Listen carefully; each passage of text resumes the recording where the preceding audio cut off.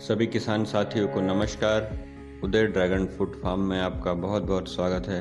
आज की वीडियो का विषय रहेगा कि हमने अपने पूरे फार्म का सेटअप कैसे तैयार किया, इसकी क्या क्या तैयारी करनी पड़ी हमको, किन किन दिक्कतों का सामना करना पड़ा, हमारे यहाँ लगाने के बाद इसकी फ्रूटिंग आएगी कि नहीं आएगी, ये सारे सवाल हमारे दिमाग में थे। अगर हम अपने उत्तराखंड के इन्वायरमेंट की बात करें तो सर्दी की बात करें तो हमारे यहाँ टेम्परेचर 5 डिग्री से नीचे चला जाता है और गर्मियों में 45 डिग्री से ऊपर चला जाता है और कभी कभी बारिश का पानी भी बहुत गिरता है। इसलिए हमने एक ऐसी वैरायटी का चयन किया जो हमारे मौसम के हिसाब से सही हो और अच्छे से ग्रो कर सके। हमने अपना पौधा बुक करने के बाद 4 महीने पहले से ही पिलर बनाना स्टार्ट कर दिया था। उसके बाद हमने अपने खेत की मिट्टी की जांच कराई थी, जिससे जिन पोषक तत्वों की कमी हो उसकी पूर्ति की जाए। उसके बाद पूरे खेत में 2 ट्राली गोबर की खाद जो 2 साल पुरानी थी उसको डाल दिया गया था। पूरे खेत की जुताई करके रेडी करने के बाद बारिश के कारण पिलर को ले जाने में दिक्कत होती थी तो हम ट्रैक्टर की मदद लेते थे और साथ ही साथ मार्किंग करके उसको खड़ा भी करते रहते थे। हमने अपनी खाद को रेडी कैसे किया था, हमारा पौधा आने के 15 दिन पहले ही हमने 50 कुंटल गोबर की खाद, 10 कुंटल रेता को आपस में अच्छे से मिक्स करके उस पर ट्राइकोडर्मा और सोडोमोनास की अच्छे से ड्रंचिंग करके उसको तिरपाल से अच्छे से ढक दिया था, जिससे कि हानिकारक बैक्टीरियल डिजीज और फंगस का खात्मा हो सके और एक अच्छी खाद तैयार हो। हमारे पिलर कुछ दिन बाद बिल्कुल रेडी हो गए थे सारे लग के। इनकी संख्या 521 है, 2 फीट जमीन के नीचे और 5 फीट ऊपर को है। ड्रैगन फ्रूट का फार्म लगाने में सबसे ज़्यादा हार्ड वर्क ये पिलर बनाने में ही है और इसको लगाने में है। साथ ही साथ हमने अपना बेड भी तैयार कर लिया था पिलर की चारों तरफ से 1 फीट मिट्टी दे करके। अब काम आया ड्रिप लगाने का और इसका ट्रायल लेने का। सारा ड्रिप हमारा खुद का ही तैयार किया हुआ है। हमने इसको लगवाने के लिए बाहर से कोई टीम नहीं बुलाई थी, खुद ही हमने लगाया और इसका ट्रायल पर पिलर पर जा जाके अच्छे से चेक कर लिया था कि एक निश्चित प्रेशर पर पानी सही गिर रहा है कि नहीं गिर रहा है। ये हमारी ड्रिप के लिए मोटर लगी है 3 फेस की 5 HP और ये सेमी ऑटोमेटिक फिल्टर है जो अब ब्लैक कलर का दिख रहा है और प्रेशर गेज भी हमने इस पे लगाया है जिससे कि हम लाइन का प्रेशर चेक कर सकें। यहाँ से फार्म हमारा कुछ दूरी पे है, 100 से 150 मीटर दूरी के बाद हमारा फार्म स्टार्ट होता है, आप देख पा रहे हैं। हमारा प्लांट आने के 1 हफ्ते पहले अच्छी खासी बारिश हो गई थी।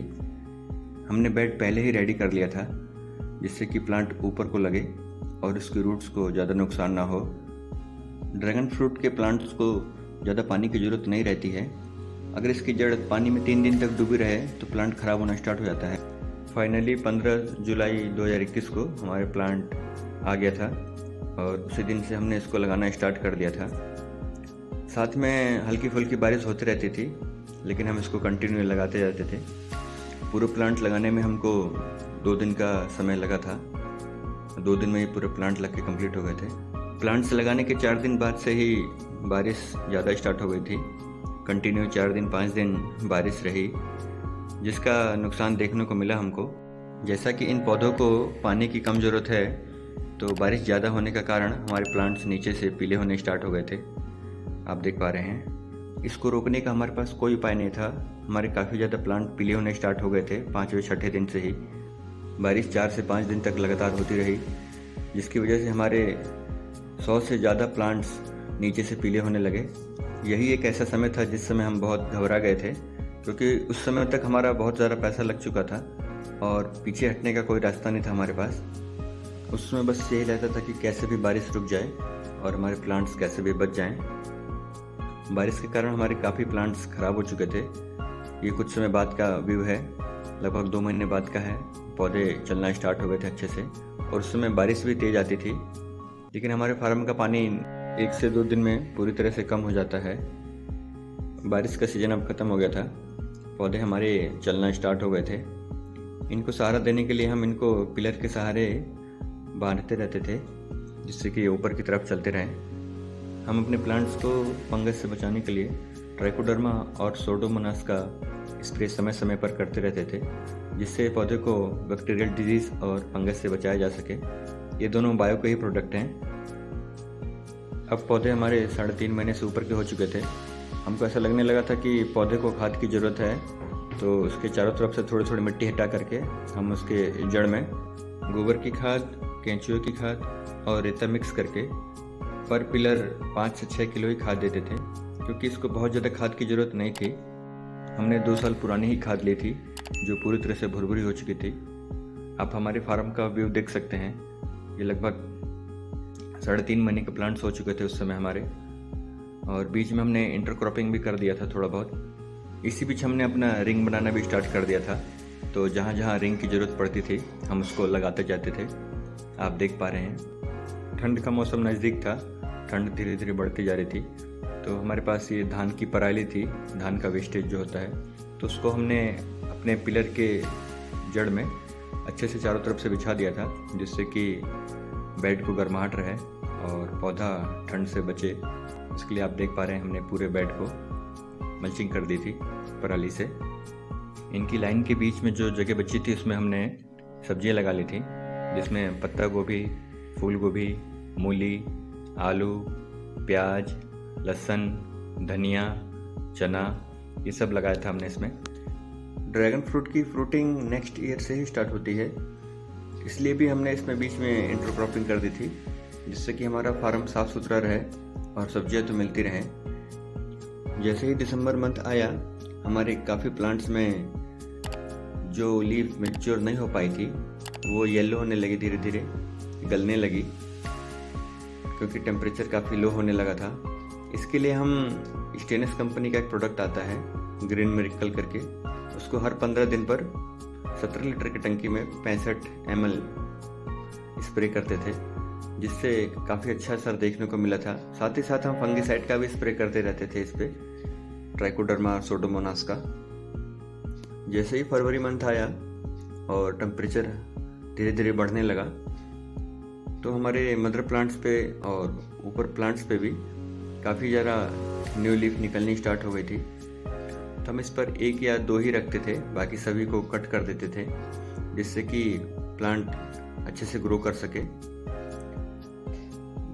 और ये देख सकते हैं आप, जो पिलर से ऊपर को लीफ जा रही थी उस पर एक्स्ट्रा जो लीफ जो बीच में निकल जाती थी हम उसको निकाल देते थे, क्योंकि इसकी पिलर के बीच में ज़रूरत नहीं है। ये रिंग के ऊपर निकले तो ज़्यादा अच्छा है, लेकिन ये जैसे ही धूप खिलनी स्टार्ट हुई तो काफ़ी ज़्यादा में निकलती थी ये प्लांट्स में। इसका वेट धीरे धीरे बढ़ता जाता है और ये बीच वाले जो शूट ऊपर को जा रही है उसको नुकसान पहुंचाती है ये, इसलिए हम इसको सारा कट कर देते थे।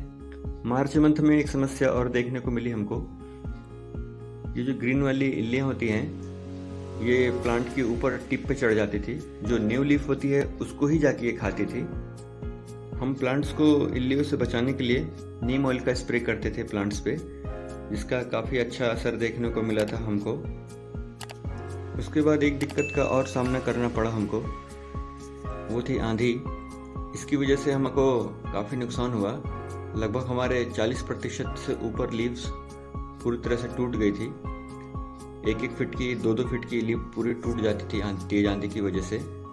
अभी हमारा फार्म बहुत अच्छे से ग्रोथ भी नहीं कर पाया था उससे पहले ये टूट जाना, क्योंकि जब से ये पौधे लगे थे तब से अब तक हमने इन पौधों को छोटे बच्चे का ध्यान जैसे रखा जाता है वैसे रखा था, और ये बाद में जब टूटने लगे तो काफ़ी बुरा लगा हमको, क्योंकि अब तक 4 से 5 आंधियाँ आ चुकी थी और जो भी हमारी प्लांट्स की ग्रोथ थी, जो लीफ अभी मैच्योर नहीं हो पाई थी, वो सारी टूट जाती थी।